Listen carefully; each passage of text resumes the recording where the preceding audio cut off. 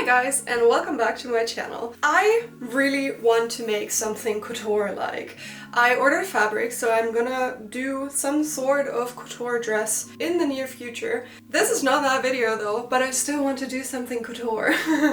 So my favorite brand by far is... That's gonna be funny because it is actually a German name, but I think it's an Australian brand. Zimmermann.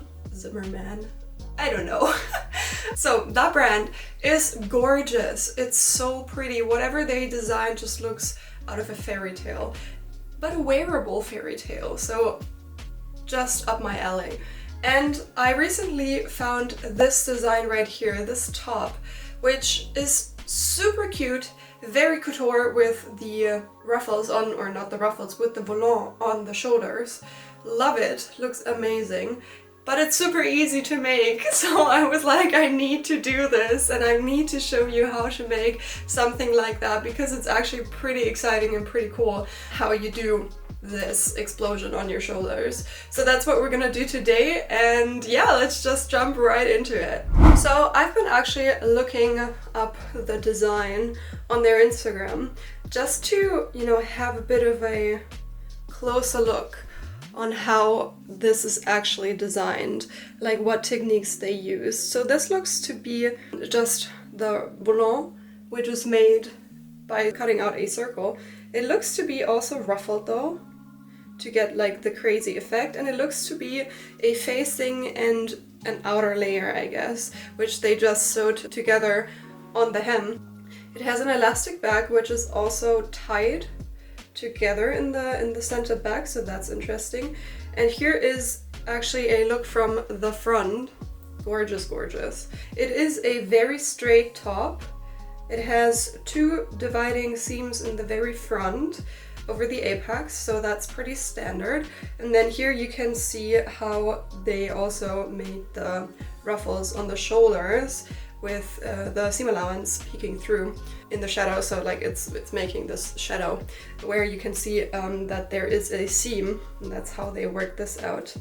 And then I found another picture where you can see a bit on the inside, basically. I think it was here, yeah. You can see a tiny bit of how they made the shoulder. So there is actually a strap that they use to attach the ruffles to. It seems to be just a wider strap that they just attach the ruffles to. I'm not quite sure where the ruffles are attached. Like, they clearly are attached on the inner side of the strap, obviously, otherwise you wouldn't have this clean look here. And it seems to me like they also top stitched the ruffles so that it goes to the outside, otherwise it would just stand everywhere. And then it seems to be two layers of ruffles, and I'm not quite sure if they attached both on the inside seam or if they attached it here once and then they just have, I don't know, a 2 centimeter wide strap, and on the other seam, so on the outer seam, they sewed the other ruffles in place and both are facing in that direction. So that's something that I'll have to figure out. But other than that, it's a super simple pattern. That just needs to be fitted really nicely, so that's all. Yeah, let's go ahead and do that. So we're gonna start with pattern making today. Haven't done that in a long time, but I figured as this is such an easy thing, we're just gonna do this together. So I have my base blocks. I'm gonna link a video on how I made these pattern blocks up here. It's actually on my channel, and you can go ahead and follow these instructions and you're gonna end up with something similar like this. So go ahead and do that. And this is a base block with a 2 centimeter fullness in this pattern. So this is perfect for any upper body garment that is not, you know, too tight, but also not an outer wear garment. So let's actually trace this block up until the waistline. That should be fine. We don't need anything more than that. And make sure to mark your bust line as well, because that's going to be important. Okay, so just for your info, I have a pattern that has sleeves And that is pretty wide here in the underarm side seam area because of the sleeves. So I like to have my pattern in a way so that if I add sleeves I can still move my arms up and down normally, and that's why I have a bit of fullness or addition to my bust line. This is not that little actually, it's a lot. So in order to make this fit to a garment without having a gap right here, we need to take away a tiny bit on our side seam already. So I have in my previous video, the James Bond dress, I can link it up here, I was talking about that issue as well, and I like took out about 10 centimeters in total because it also was fabric that laid on the bias, therefore it was stretchy.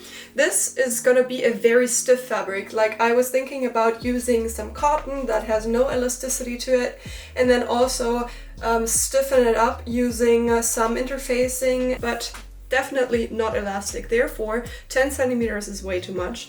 Let's do, to try out, 7 centimeters, whatever. So 7 centimeters in total, therefore half, because we're only making patterns for half our body size, and therefore 3.5 has to be distributed onto the back and the front piece. So we're gonna do 1.75 centimeters on each side, which is a lot in terms of pattern making to take this in already.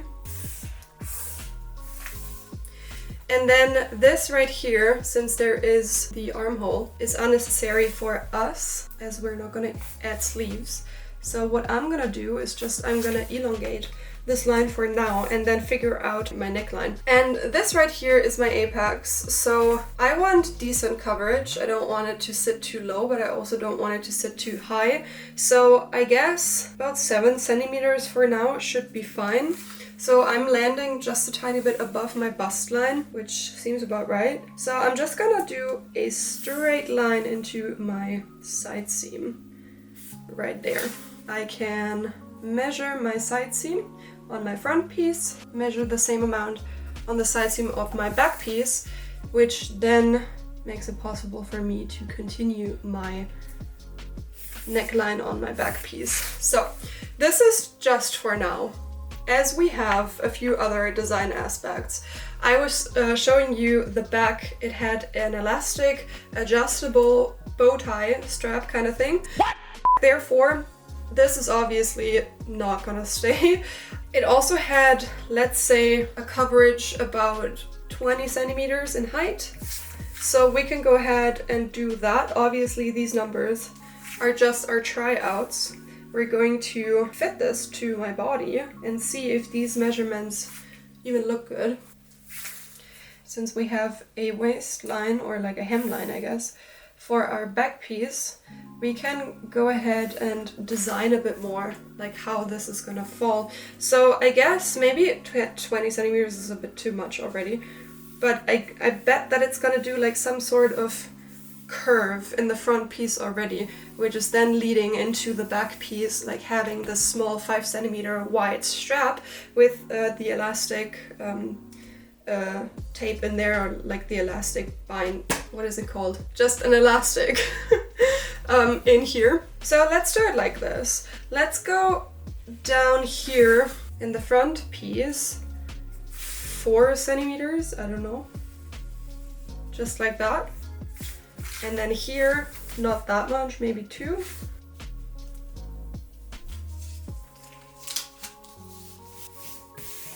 So like that.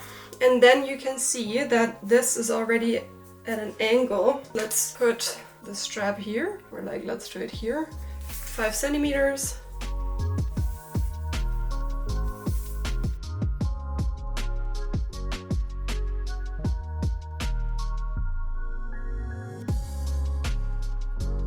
And we're just gonna elongate this just like that, and we'll figure it out later. If I even want to do the straps, honestly. I mean, it looks kind of cute. Maybe it has to go down to 5 centimeters earlier.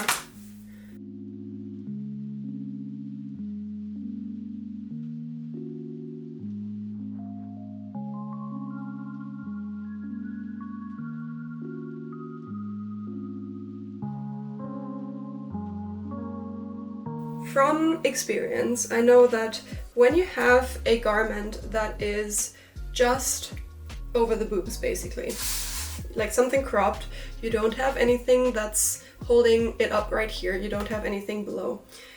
This right here, the neckline, is always too wide, always too wide.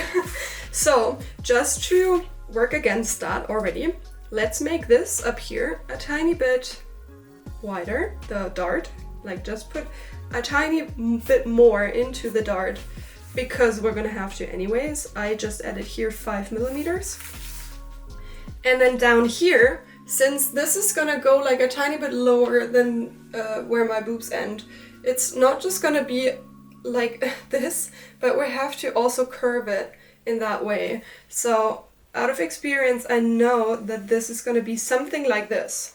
Obviously not that pronounced because we only have that much of the dart, but like something like this maybe on one side, and then on the other side it's pretty straight. So there is like a curve to it like this. Yeah, so that's my first guess.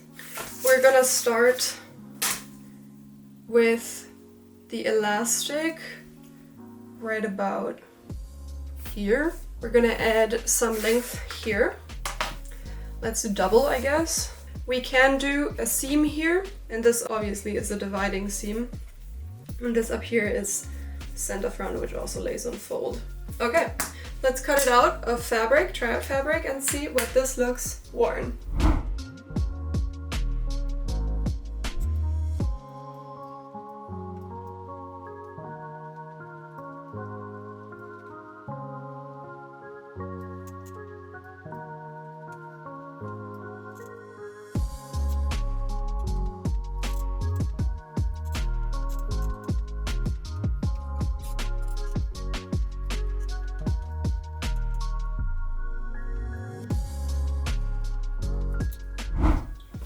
So I just fitted this, and I just need to make it tighter around the bust area. That's basically already what I said. So it has to be that specific curve because it has to be tight underneath and not like a normal garment that has stuff below where you can just, you know, have a straight dart. It just doesn't work that way. So I drew all of the adjustments onto my piece right here. And once you open it up, it looks a bit complicated, but there's two things that we have to do. So first of all, we have to narrow down the dart itself to like this kind of shape, something like that. And then we have to relocate it more towards this other line because it just looks better on the body. So what we did first was relocating the seam generally. So let's do it first on here and then here at the same time, and then do the changes and make it smaller. So what we did, we put the seam towards the side piece about 2 centimeters, 0.5, and then another 2 centimeters. So I'm gonna do that right here as well, so we don't have the issues that we just had. So basically this happened. Right? We went to the right with our seam. Then we're gonna do the adjustments in width, which is the green line right here. So we're gonna go and make the pattern smaller by half of the width right here. On this side, and then also smaller by the same amount on this side. So basically that's all I did. So this is the relocated and altered line of the dividing seam in the front and side front pieces. So basically transferred these lines onto the pattern. And that's all I did. I also added some points where I can put the shoulder straps in. I figured 2 centimeters would be enough. This would go where the dividing seam ends, and then also 2 centimeters to the right of it, or like towards the side seam. Here would be the strap, the shoulder strap. And then onto the shoulder strap, we're gonna do the crazy ruffles. So that's what we're gonna do now. So I actually wanted to show you a technique on how you can get a spiral that we're gonna use for our shoulders. What you need for that is basically just a big piece of paper. I'm using my normal pattern paper here, a ruler and a measuring tape, and then of course a pen, obviously. So I was thinking for the width of my panels, I think I want to have something like 15 centimeters or so. So we're gonna start somewhat in the middle, a bit offset, I guess, because we're gonna make this motion, right? So we're gonna start a bit to the left, like have your middle somewhere, and then go to the left and measure your width of your panel. So in my case, 15 centimeters. Now you can go ahead and mirror that width to the other side, keep the middle still visible. And now we're gonna need our measuring tape that we're gonna use as a compass. Obviously, if you have a compass to a specific width of the panel, you can still use your compass. So there usually is some sort of push button or something, a hole, whatever, that you can put a pen through. So you can use this as your compass, like this, right? So what we want to do is have the circumference that we measured before, so 15 centimeters, and you hold your middle and you just do a circle with that fixed radius that you set before. Now we can add another 15 centimeters on either side.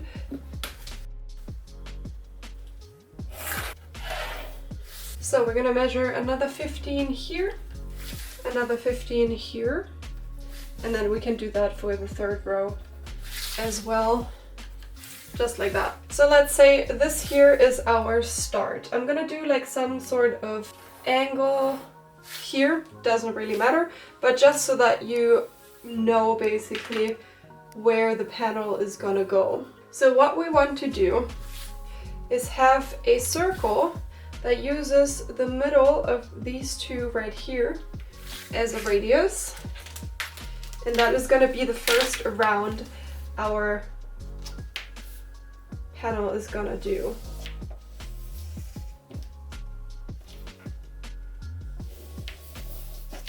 Well, anyways, something here, something in here. It's not too important, but you can see the beginning of our spiral.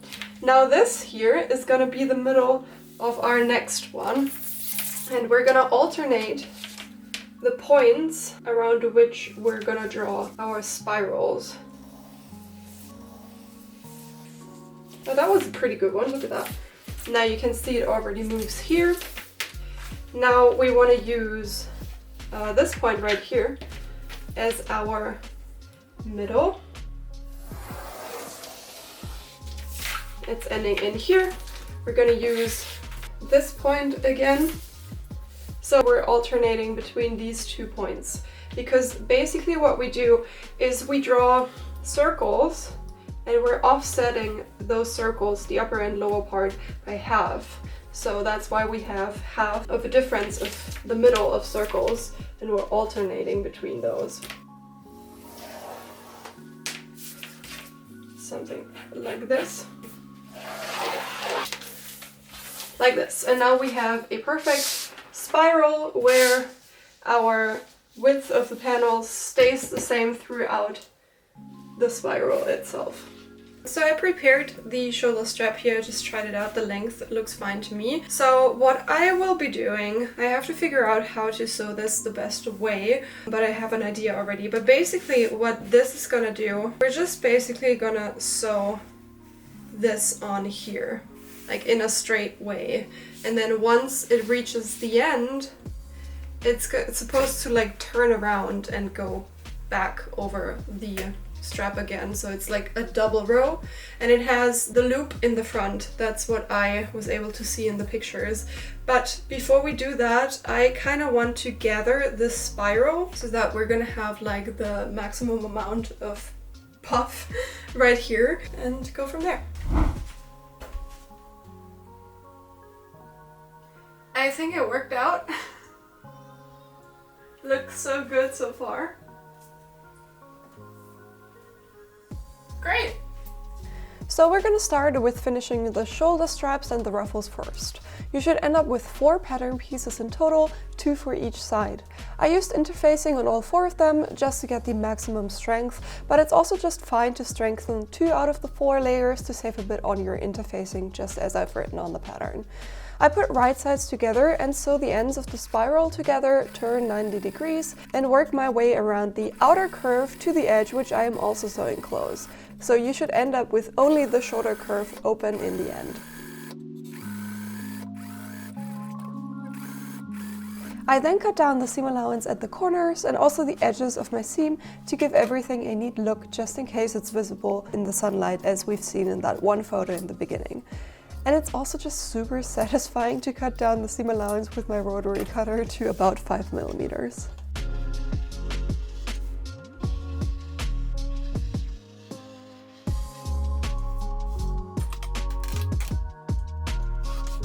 After that, I turn my piece right sides out. To pop the corners out, use some sort of tool with a point.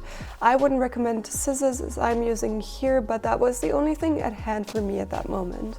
I then iron the piece flat and wiggle my seams, kinda just in case the seam is still hiding on the inside. This motion helps to fold right at the seam edge. I iron without any specific side in mind, like right side and wrong side, facing and outer layer, as it won't matter in the end. I just iron it flat. I really recommend to use a gathering foot for the ruffles, as we're working with a thicker piece here, and gathering by hand, I can only imagine is going to be a big pain. If you have to gather by hand, which I guess not everybody has a gathering foot, use a thick thread just to prevent it from ripping right in the middle. That would be just super disappointing. If you can get a gathering foot, it is such a useful tool, which also saves a lot of time and effort. Gather to double the length of the shoulder strap. Once the gathering is done and the right length, I just sewed over top of the gathering stitches with my normal stitch to keep everything in place, and also to give the gathering a bit more strength to prevent any ripping while working further on it. I laid down my ruffles folded in half and take my shoulder strap. I pin it right sides together with the ruffles until I reach one end of the strap. Make sure to leave some seam allowance for sewing later on either end of the strap. I then pin the ruffles to create a 180-degree curve on the shoulder strap to be able to pin the ruffles down on the other side of the strap back to where I started. I can now sew the ruffles and strap together.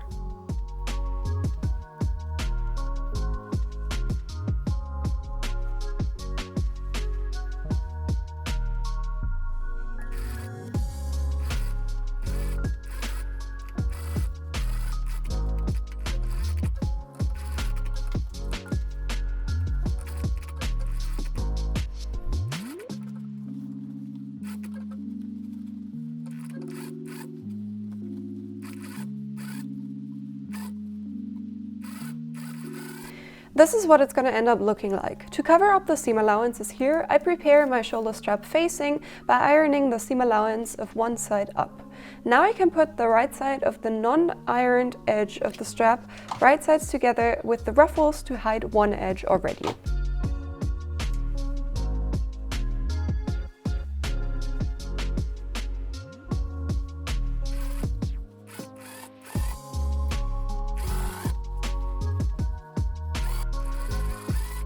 While I'm at it, I also backstitch the seam.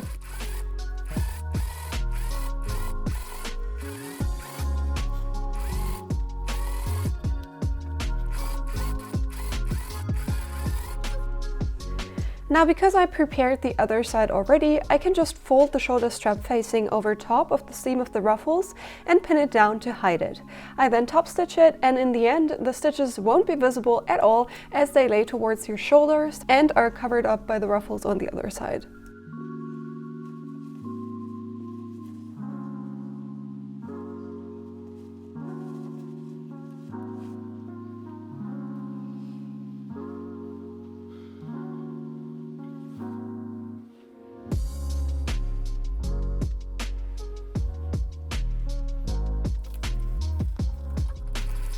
I decided against top stitching the ruffles to one side, but opted for ironing them to one side. As I'm using a cotton fabric right here, this works perfectly fine. If you have a fabric that is not so much into ironing and doesn't stay that well, of course feel free to top stitch the ruffles to one side. The bodice is pretty easy to sew. Just put right sides of front and side front pieces together and close the front dividing seam.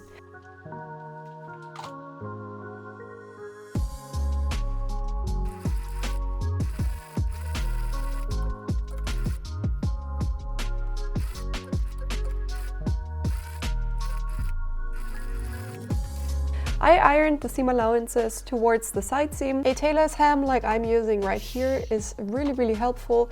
I made this one myself actually. I made a video, you can click in the eye right now to see it.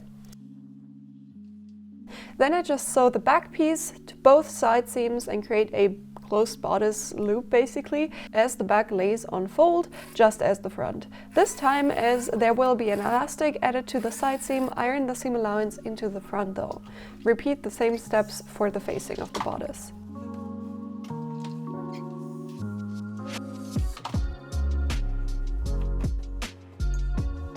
To put everything together, lay down your front piece as shown here and pin your shoulder ruffles right sides together at the marked spot, so just next to the front dividing seam in the side front piece. Make sure when pinning the ruffles that all of the seam allowance of the 180-degree curve in the front will be caught by your sewing machine when stitching. This part is actually the trickiest one, as the ruffles are so heavy and the bodice, even though I added interfacing, just isn't. But in the end I made it work. Now I then grabbed my facing of the bodice and began pinning the neckline right sides together with my outer layer, catching the ruffles in between, but I should have finished the pinning of the ruffles in the back first, just to make it not any more complicated than it already is. So if you can, I suggest to pin the ruffles onto the marked spots in the back first, also right sides together of course, and then add the facing in one go to pin down the neckline. You see me struggle with the straps in the back in a second.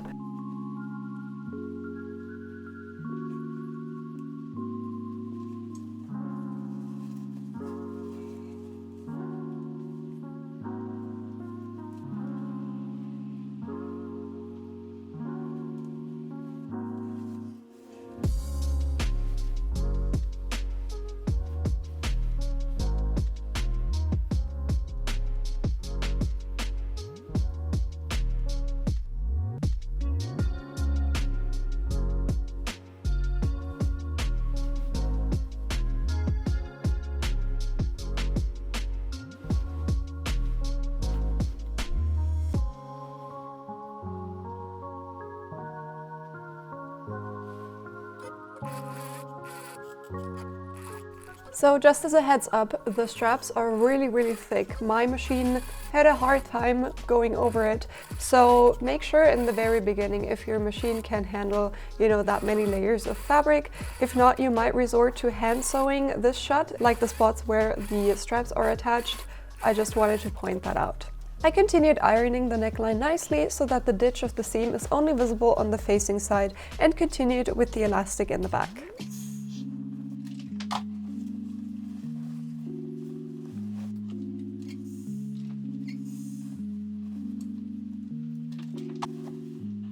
I cut an elastic to the length of the back piece without it laying on fold, so basically just half of the length of the piece that is now sewn onto the back, and pin it to the side seams. I then top stitch it in place.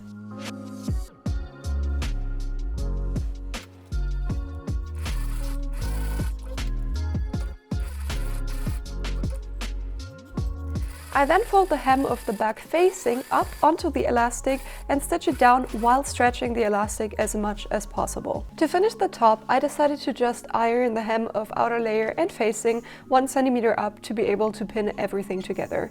I make sure the fold is only visible on the facing side though.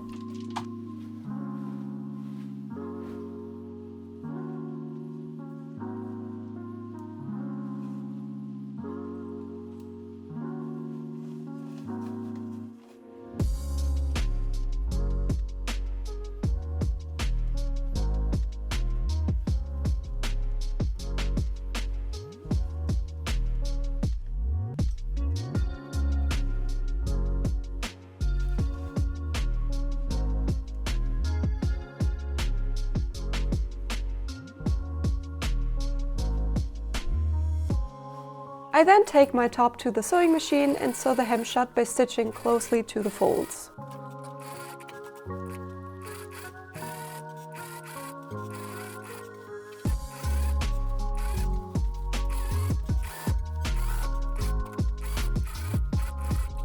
And that's it already for today's video. I hope you enjoyed.